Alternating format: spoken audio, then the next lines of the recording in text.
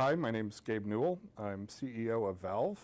We're the makers of Half-Life 2 and Counter-Strike, and I'm going to be telling you about the Xbox version of Half-Life 2.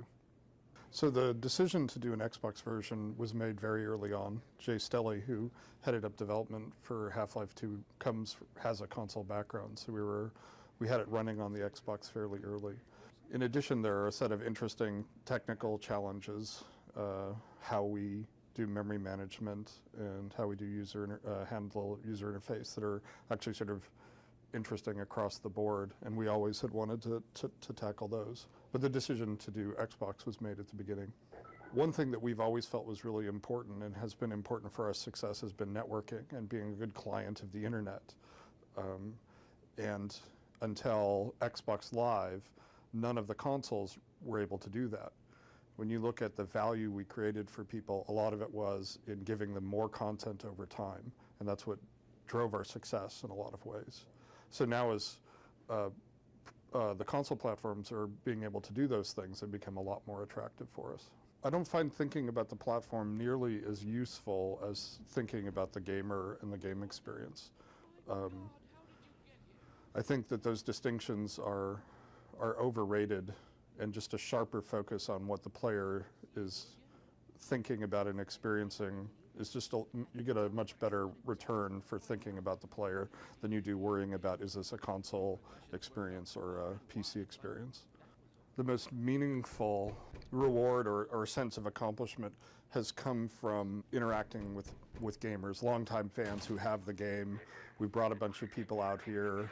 We run into them when we go to events, and getting a sense from them that we didn't screw it up, right? That we had this tremendous opportunity, that we had this really loyal following, and they're saying, you know, good job, that was more than I expected. So much of what we do is like what we're working on right now, you know. So to me,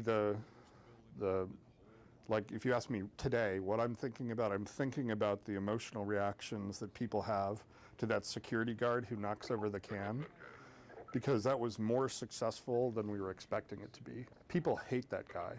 Like, you know, I get the opposite of fan mail for that guy saying, why didn't I get to, you know, blow him up later? Why didn't he reappear later in the game so I could get even with him, you know, when I was powerful? And, you know, given what we're developing right now, I'm like saying, okay, that worked. It was less intentional than it should have been from a design perspective.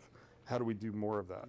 So as we look going forward, what are the functions that we think we need, you know, in terms of billing, anti-piracy, updating, incremental content? We took a stab at packaging those services together in Steam, and so there's sort of a laundry list of the functions we'd like to see in future consoles, right? And we think that our requirements aren't really that different from other developers, that they're going to arrive at the same conclusion that, oh yeah, instant messaging inside of the game to people who aren't in the game, that's a good idea. Being able to do billing and is a good idea. And in the future, doing things like micropayments or other solutions for mod content or third-party content, that's a good idea that Steam doesn't have, that would be nice to see coming out of these platforms. So we do expect that any platform has to look at these requirements from developers and come up with a strategy for how they're going to offer them to us or to other developers. In terms of for future consoles, I think everything that you've seen on the PC are of value to customers, whether it's modifications or updates or new maps, and those are of tremendous value to customers. We sold more copies of Half-Life the third year than we did the first year. Why? It was lots of reasons, but one of the biggest was there were more mods and maps and player models and things like that. So consoles need to move in that direction, because if they do, gamers are going to reward them. That's part of the experience that's really valuable. And game companies like ourselves and platform providers really need to figure out how to do that. Thank you very much for your time. I hope you enjoy playing Half-Life 2 on the Xbox when we ship in the third quarter. I'm Jay Stelly. I'm a senior engineer here at Valve and the project lead for Half-Life 2. And today I'm going to talk about how we got all of Half-Life 2 into the Xbox. I mean, we started out with this kind of a really hard problem for the Xbox, right? We've got this game where a bunch of people designed it and didn't pay any attention to the fact that it's got to fit into the Xbox and run on the Xbox's hardware. So, yeah, I feel like we're really pushing the Xbox hard. We're making it do things. If you were working on a console game from scratch, designed specifically for the Xbox, there's a lot of those things you just decide not to do because you do something that was more attuned for the Xbox's hardware. So we've built a lot of new technology specifically for the Xbox to make that happen. Some things, we just had to work harder at how we manage memory and how we organized our data in memory. And so that's just, taking more time to write the code than we have on the PC. But really, that doesn't get you very far compared to how far you have to go. So we've done a lot of work with streaming, especially. So we're constantly streaming stuff through the Xbox. We're using the hard drive and the DVD. So we're playing music off the DVD. We're bringing stuff from the DVD, installing it on the hard drive. Then we stream it into the Xbox's memory. And on the Xbox, you've got a really nice unified memory architecture, so you can just stream stuff straight off the disk right where you need it. If you're on a PC with less memory than you need to run Half-Life 2, then occasionally through the game might stop and hitch for a second while it loads something.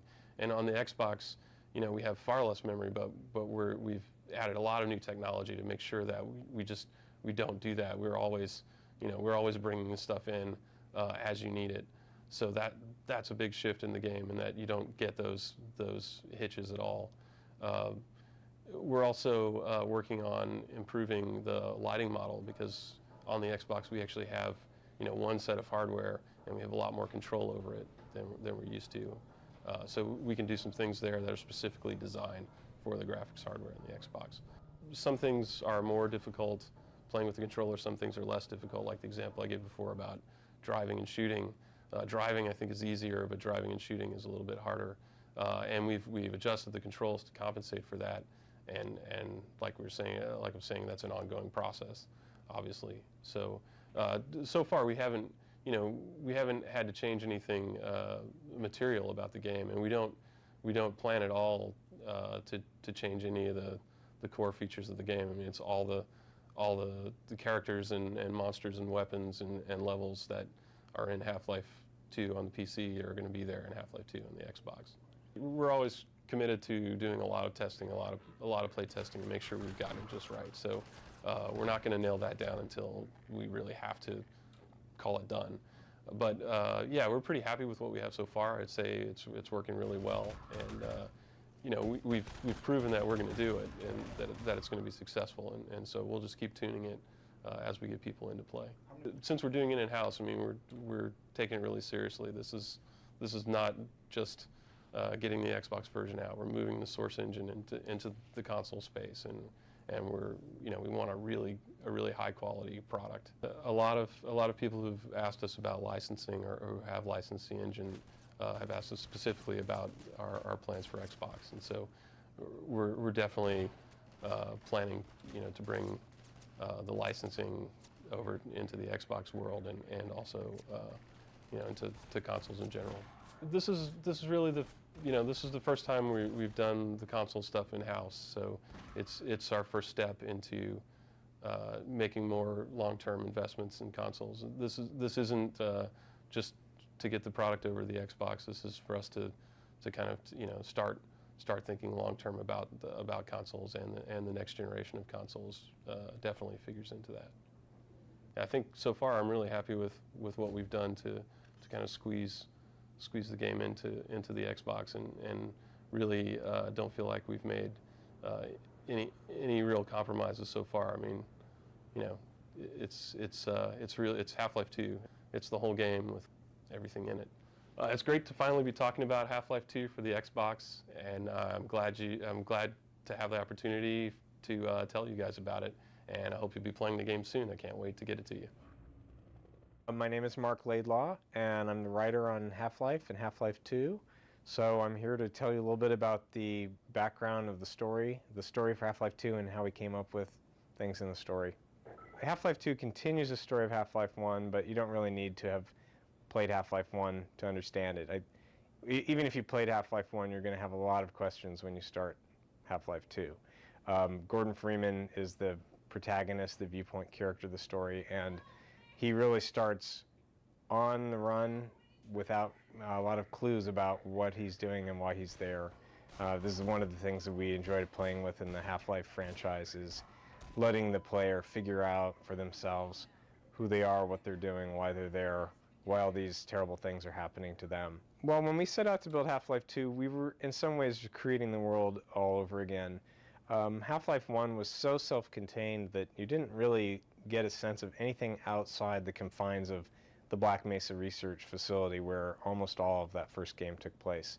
So we spent a lot of time thinking about the world that was suggested by Half-Life 1 and thinking of ways that that could open into a really limitless set of possibilities for future games. We wanted something that we ourselves could explore this universe for a long time. Mod authors could come in and pick a corner of it and just develop it, that there were a lot of different threads you could follow, little parallel stories. Half-Life 1, there was a lot of other adventures were told through the points of view of other characters in Black Mesa at the same time as Gordon Freeman. And that was a great thing for people to develop the first game because they understood Black Mesa. We wanted a world that would encompass a lot of different kinds of threats and historical events and different kinds of aliens, so that other people, when they want to come in and play around in this world, will have a really sort of lush, fertile playground to mess around in. I think we really expected a lot of people to compete with us in that space after Half-Life. Like, a lot of people would really take that stuff and try to do it, but we found, again, we had picked such a really specific set of problems to solve that they really don't apply to most kinds of games. The Half-Life kind of game is this very specific, particular thing. I mean, not many people want to tackle the issue of how do I have a main character who never speaks. We have to write every scene so that we're either not drawing attention to that or we're using that somehow. So that's a great challenge for us, and it keeps us really focused. But I don't think a lot of other games, it's irrelevant to what a lot of other people want to accomplish. So raising the bar, in some ways it kind of affects the competitions, but in most ways it really affects just us, and we're really aware of that. How do we just keep progressing at a really steady pace and outdo ourselves? In the opening of the game, we let the player explore the city and get to know their surroundings and learn about the world, and we let the player really set their own pace for a while. Well, now this was a really interesting design challenge because what we had was something that on paper sounded like a bunch of empty levels. It sounded really boring. We knew that what we wanted to do there was create a sense of atmosphere and, again, immerse you in this world that you've never seen before. Learn about the rules of the world, learn what kind of characters inhabit it.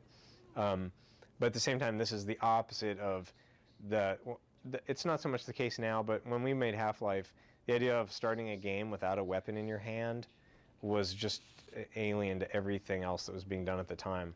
I think people expected that of Half-Life 2, just in parallel to the first game. So we knew we were going to let you explore for a little while, but we really didn't know entirely how to build that space. So what we did was we concentrated on atmosphere. We tried to create through art and through broadcast announcements and through the dialogue of the citizens around you, this sense of oppression, and you're in a familiar environment, but it's been altered in some ways you don't really understand yet. There's always more stuff than you can use. I think with Half-Life, we cut easily a dozen monsters before we shipped. And it was a similar thing here. We probably had 2 or 3 dozen monsters and things like that we loved, but cut somewhere along the line. And these things, they never really go away. Sometimes the fans pull them out.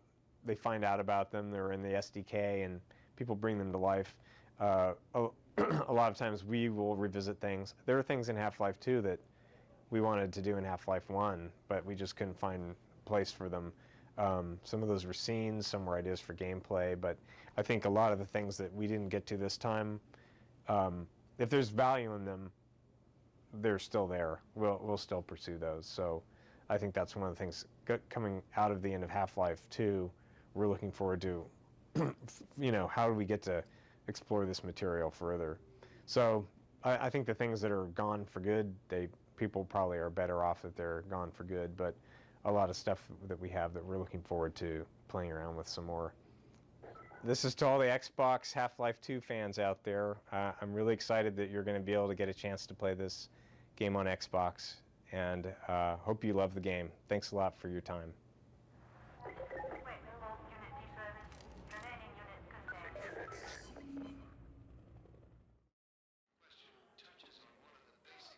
Was that you knocking? I didn't even know we still had a door.